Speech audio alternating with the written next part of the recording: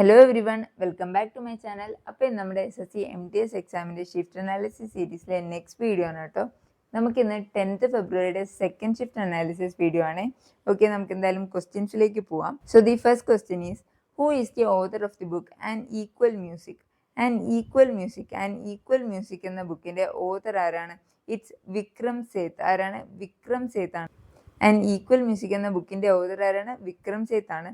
And it was published in 1999 publish ചെയ്ത and equal music എന്ന ബുക്കിൻ്റെ ഓതർ ആരാണ്? ഇറ്റ്സ് വിക്രം സേത്ത് ആണ്. ആൻഡ് വിക്രം സേത്തിൻ്റെ കുറച്ച് നോട്ടബിൾ വർക്ക്സ് കൂടി നമുക്ക് നോക്കാം. A suitable boy. എന്താണ് a suitable boy? The golden gate, two lives. ഇതൊക്കെ വിക്രം സേത്തിൻ്റെ നോട്ടബിൾ വർക്ക്സ് ആണ്. ഏതൊക്കെയാണ്? A suitable boy, the golden gate, two lives. Okay, a suitable boy നമുക്ക് ആരുടെയാണ്? എ സ്യൂട്ടബിൾ ബോയ് വിക്രം സേത്തിൻ്റെ ആണ്. പക്ഷെ ആൻ അൺസ്യൂട്ടബിൾ ബോയ് വരുന്നത് ആരുടെയാണ്? അത് കരൺ ജോഹറിൻ്റെ ഓട്ടോബയോഗ്രഫിയാണ്. ഓക്കെ, കരൺ ജോഹറിൻ്റെ ഓട്ടോബയോഗ്രഫിയാണ് ആൻ അൺസ്യൂട്ടബിൾ ബോയ് വരുന്നത്. എ സ്യൂട്ടബിൾ ബോയ് വരുന്നത് ആരുടെയാണ്? വിക്രം സേത്തിൻ്റെ ബുക്കാണ്. ഓക്കെ അല്ലേ? Okay, so the next question എന്ന് പറയുന്നത്, which dynasty ruled over Vaishali, the capital of Vajji Mahajanapada? Vajji മഹാജനപദയുടെ ക്യാപിറ്റലായിട്ടുള്ള വൈശാലിയെ റൂൾ ചെയ്തിരുന്നത് ഏത് ഡൈനാസ്റ്റിയാണ്? It's Licchavi dynasty or Licchavi clan. ഏതാണ്? ലിച്ചാവി ഡൈനാസ്റ്റിയാണ്. ഓക്കെ, ലിച്ചാവി ഡൈനാസ്റ്റിയാണ്. ആൻഡ് ഈ വൈശാലി ഓർ കുശിനഗർ എന്ന് പറയുന്ന ഈ പ്ലേസിലാണ് നമ്മുടെ ബുദ്ധയുടെ ലാസ്റ്റ് സെർമൺ നടന്നത്. ബുദ്ധയുടെ ലാസ്റ്റ് അഡ്വൈസ് കൊടുക്കുന്ന അല്ലെങ്കിൽ ലാസ്റ്റ് വേർഡ്സ് പറയുന്ന എവിടെ വെച്ചാണ്? അത് ഈ കുശിനഗറിലാണ്. ഓക്കെ, കുശിനഗറിലാണ്. Kushinagar is also known as Vaishali. Vaishali തന്നെയാണ് കുശിനഗർ എന്നറിയപ്പെടുന്നത്. അപ്പോൾ അവിടെ വെച്ചാണ് ബുദ്ധയുടെ മരണവും സംഭവിക്കുന്നത്. അവിടെ വെച്ചാണ്. ഓക്കെ, അപ്പോൾ ബുദ്ധയുടെ ലാസ്റ്റ് സെർമൺ നടന്ന പ്ലേസ് ഏതാണെന്ന് വെച്ചാൽ it's Kushinagar or Vaishali. And അവിടെ ഏത് ഡൈനാസ്റ്റിയാണ് റൂൾ ചെയ്തിരുന്നത്? It was Licchavi dynasty. ഏത് ഡൈനാസ്റ്റിയാണ്? ലിച്ചാവി ഡൈനാസ്റ്റി. ഓക്കെ, ആൻഡ് നമുക്ക് എത്ര മഹാജനപദാസ് ഉണ്ട്? നമുക്ക് 16 മഹാജനപദാസ് ആയിരുന്നു നമ്മുടെ ഏൻഷ്യൻ ഇന്ത്യയിൽ. നമുക്ക് ടോട്ടൽ 16 മഹാജനപദാസ് ഉണ്ടായിരുന്നു. ആൻഡ് അതിൽ ഏറ്റവും പവർഫുൾ ഏതായിരുന്നു? മോസ്റ്റ് പവർഫുൾ അമംഗ് ദം എന്ന് പറയുന്നത് മഗധ ഡൈനാസ്റ്റി. ഓക്കെ, ഏതായിരുന്നു? മഗധ ഡൈനാസ്റ്റി ആയിരുന്നു 16 മഹാജനപദാസിലും ഏറ്റവും എന്താ പറയുക മോസ്റ്റ് പവർഫുൾ ആയിട്ടുള്ളത് ഏതായിരുന്നു? മഗധ ഡൈനാസ്റ്റി ആയിരുന്നു. Question is, who states that gravity is not limited to the apple but to the every object with mass in the universe attracts every other object? ഇത് പറഞ്ഞത് ആരാണ്? ഗ്രാവിറ്റിയെ പറ്റി ഇങ്ങനെ പറഞ്ഞത് ആരാണ്? It's sir Isaac Newton. നമുക്കറിയാം ഐസക് ന്യൂട്ടൺ ആണ് universal law of gravitation of force and universal law of gravitation കണ്ടുപിടിച്ചത് ആരാണ്? സർ ഐസക് ന്യൂട്ടൺ ആണ്. ആൻഡ് പുള്ളിക്കാരൻ പറഞ്ഞൊരു കാര്യമാണ്, gravity is not limited to the apple.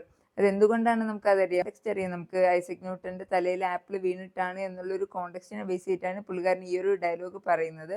എന്താണത്? Gravity is not limited to the apple but to the every object with mass in the universe attracts every other object. Okay, so the next question എന്ന് പറയുന്നത്, who is the author of the book The Fisher Queen's Dynasty? The Fisher Queen's Dynasty എന്ന ബുക്കിൻ്റെ author ആരാണ്? It's കവിത കാനെ. ആരാണ്? It's Kavitha Kane. Okay, The Fisher Queen's Dynasty എന്ന ബുക്കിൻ്റെ author ആരാണ്? It's Kavitha കാനെയാണ്. And ഈ ബുക്കിൽ ഡെപിക്റ്റ് ചെയ്യുന്നത് മഹാഭാരതത്തിലെ സത്യാവതി എന്ന ക്യാരക്ടറിനെയാണ് ദ ഫിഷർ ക്യൂൻസ് ഡൈനാസ്റ്റി എന്ന് പറയുന്ന ബുക്കിൽ ഡെപിക്റ്റ് ചെയ്യുന്നത് ആരെയാണ്? മഹാഭാരതത്തിലെ സത്യാവതി എന്ന് പറയുന്ന ക്യാരക്ടറിനെയാണ്. Okay, so the next question എന്ന് പറയുന്നത്, government of India recognises how many languages as classical languages? Okay, അപ്പോൾ ആസ് ഓഫ് നൗ നമുക്ക് government of India classical language ആയിട്ട് 11 ലാംഗ്വേജസ് ആണ് വരുന്നത്. ഓക്കെ, 11 ലാംഗ്വേജസ് ആണ് വരുന്നത്. അൺടിൽ 2024 നമുക്ക് 6 ലാംഗ്വേജസ് ആയിരുന്നു. അപ്പം നമുക്ക് 5 പുതിയ ലാംഗ്വേജസ് കൂടി നമുക്ക് 2024 നമുക്ക് ആഡ് ചെയ്തിട്ടുണ്ട്. അങ്ങനെ ഇപ്പോൾ നമുക്ക് ടോട്ടൽ ക്ലാസിക്കൽ ലാംഗ്വേജസ് എത്രയാണോ വരുന്നത്? 11 ആണ്. ഓക്കെ, എത്രയാണോ നമുക്ക് ടോട്ടൽ ക്ലാസിക്കൽ ലാംഗ്വേജ് ഇപ്പോൾ വരുന്നത്?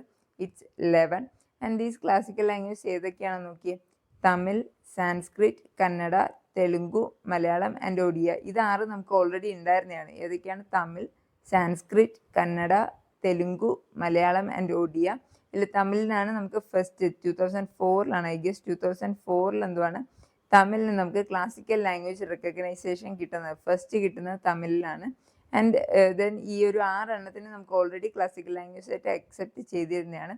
ആൻഡ് ഇൻ 2024 ഏതൊക്കെ ലാംഗ്വേജസ്? മറാത്തി, പ്രകൃതി, പാലി, ആസാമീസ് ആൻഡ് ബംഗാളി. ഈ 5 ലാംഗ്വേജുകളും 2024 നമുക്ക് ക്ലാസിക്കൽ ലാംഗ്വേജ് റെക്കഗ്നിഷൻ കിട്ടുന്നത്. അപ്പോൾ അങ്ങനെ ഇപ്പം നമുക്ക് ആസ് ഓഫ് നൗ നമുക്ക് എത്രയുണ്ട്? 11 ക്ലാസിക്കൽ ലാംഗ്വേജസ് ആണ് നമുക്കുള്ളത്. ഓക്കെ, നെക്സ്റ്റ് ക്വസ്റ്റ്യൻ എന്ന് പറയുന്നത് U Srinivas is associated with which musical instrument? ഏത് മ്യൂസിക്കൽ ഇൻസ്ട്രുമെന്റുമായിട്ടാണ് യു ശ്രീനിവാസ് അസോസിയേറ്റ് ചെയ്തിരിക്കുന്നത്? It's mandolin. ഏത് മ്യൂസിക്കൽ ഇൻസ്ട്രുമെന്റ് ആണ്? It's mandolin. Okay, and he is known as a mandolin Chakravarthy. Mandolin ചക്രവർത്തി എന്നറിയപ്പെടുന്നത് ആരാണ്? യു ശ്രീനിവാസ്. യു ശ്രീനിവാസ് ആണ് മണ്ടോളിൻ ചക്രവർത്തി എന്നറിയപ്പെടുന്നത്. And he received Padmashri in 1998. Okay, 1998 പുള്ളിക്കാരന് പത്മശ്രീ കിട്ടുന്നത്. ഏത് ഇയറിലാണ്? 1998. സോ കിഷോർ ദേശായിയും ഒരു മണ്ടോലിൻ പ്ലെയർ ആണ്. And he is known as the mandolin man of Bollywood. ആരാണ് മണ്ടോലിൻ ചക്രവർത്തി? മണ്ടോലിൻ ചക്രവർത്തി യു ശ്രീനിവാസനാണ്. എന്നാൽ മണ്ടോലിൻ മാൻ ഓഫ് ബോളിവുഡ് എന്നറിയപ്പെടുന്ന ആരാണ്? കിഷോർ ദേശായി ആണ്. മണ്ടോലിൻ മാൻ ഓഫ് ബോളിവുഡ് എന്ന് അറിയപ്പെടുന്ന ആരാണ്? കിഷോർ ദേശായി ആണ്. ഓക്കെ, അപ്പോൾ ഇതാണ് യു ശ്രീനിവാസന് പത്മശ്രീ കിട്ടുന്നത്. ഏത് ഇയറിലാണ്? 1998. മണ്ടോലിൻ എന്ന് പറയുന്നത് സ്ട്രിങ്ഡ് ഇൻസ്ട്രുമെന്റ് ആണ്. ഓക്കെ, മണ്ടോലിൻ എന്ന് പറയുന്നത് എന്താണ്? മണ്ടോലിൻ എന്ന് പറയുന്നത് ഒരു സ്ട്രിങ്ഡ് ഇൻസ്ട്രുമെന്റ് ആണ്. നമ്മൾ കഴിഞ്ഞ ക്ലാസ്സുകളിൽ നമ്മൾ വീഡിയോസിൽ പഠിച്ചു. സ്ട്രിങ്ഡ് ഇൻസ്ട്രുമെന്റ്സിന് നമ്മൾ എന്താ പറയുക? ഇറ്റ്സ് തന്തുവാദ്യ. ഓക്കെ, തന്തുവാദ്യ എന്ന് പറയുന്നത് ഏതാണ്? സ്ട്രിങ്ഡ് ഇൻസ്ട്രുമെന്റ്സ് ആണ്. അപ്പം മണ്ടോലിൻ ഒരു സ്ട്രിങ്ഡ് ഇൻസ്ട്രുമെന്റ് ആണ്. Okay, so the next question എന്ന് പറയുന്നത് Ustad Zakir Hussain. Okay, Zakir Hussain is related with which musical instrument എന്നാണ്?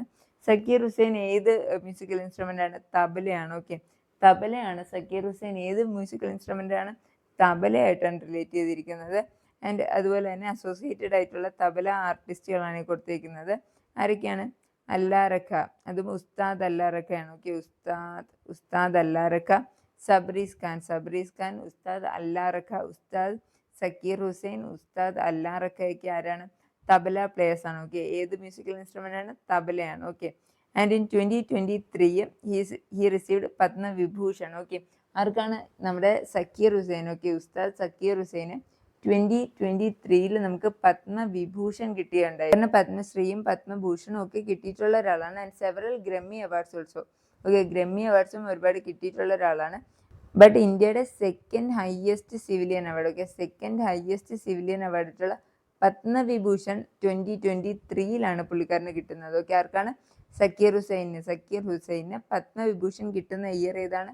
2023 ആണ്. ഓക്കെ, പത്മവിഭൂഷൺ ആണ് ഇന്ത്യയുടെ എന്താ പറയുന്നത് second highest civilian award. Okay, first highest civilian award ഏതാണ്? ഇറ്റ്സ് ഭാരത് രത്നയാണ് first highest civilian award.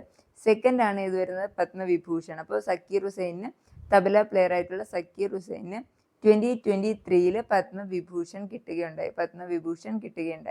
So the next question is the LPG economic policies were implemented in which year? LPG എന്താണ്? Liberalisation, privatization, globalization. അറിയാലോ, LPG എന്താണ്? Liberalisation, privatization, globalization. ഈ policies implement ചെയ്ത year ഏതാണ്? In 1991. It's in 1991 and അന്നത്തെ PM prime minister ആരായിരുന്നു? It was Narasimha Rao. ആരായിരുന്നു prime minister? Narasimha Rao ആയിരുന്നു.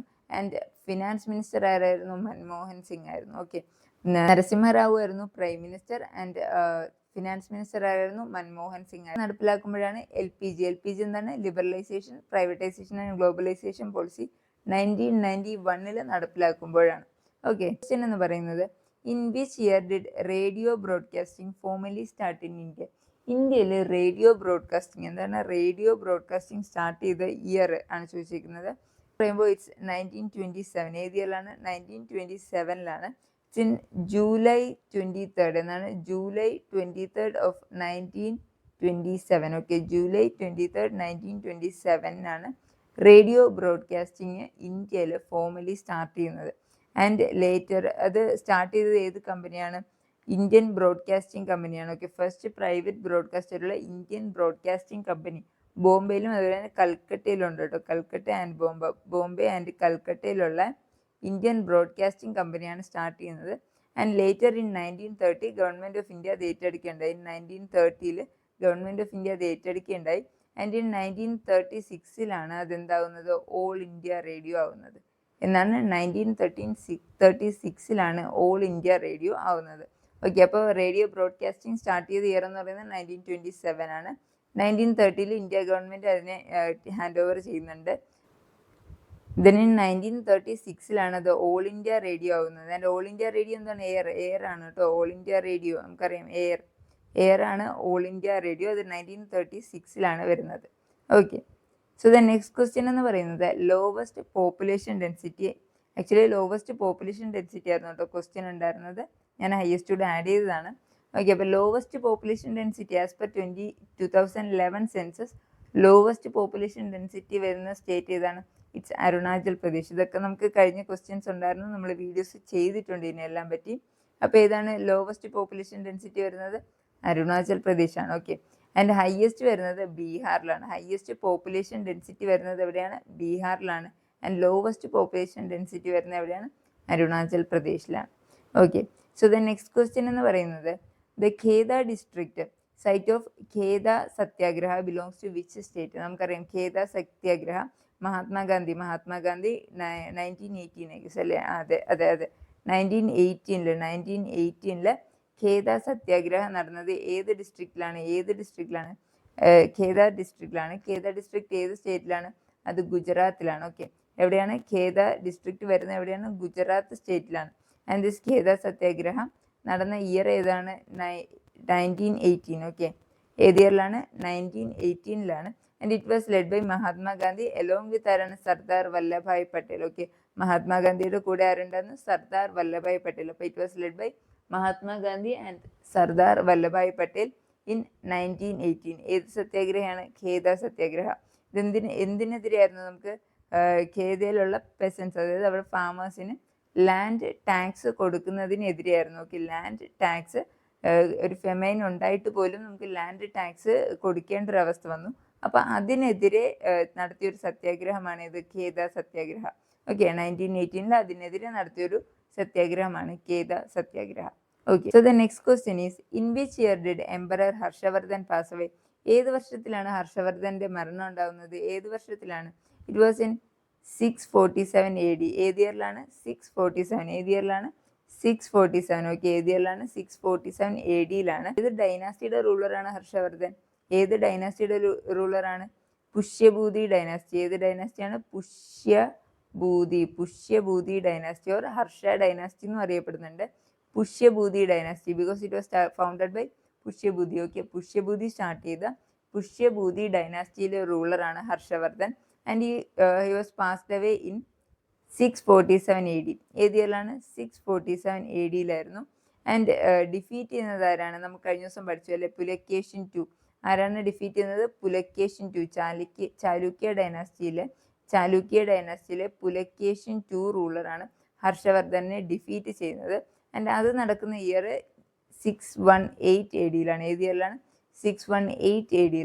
അത് ഏത് ബാറ്റിലായിരുന്നു? Battle of Narmada. Okay, battle of നർമ്മദയിലാണ് ഹർഷവർദ്ധനെ പുലക്കേഷ്യൻ II ഡിഫീറ്റ് ചെയ്യുന്നത്. Okay, next question is where is Jaigarh fort located? ഏത് ഫോർട്ടാണ്? ജയ്ഗർ. എവിടെയാണ് ജയ്ഗർ ഫോർട്ട് ലൊക്കേറ്റ് ചെയ്തിരിക്കുന്നത്? എവിടെയാണ്?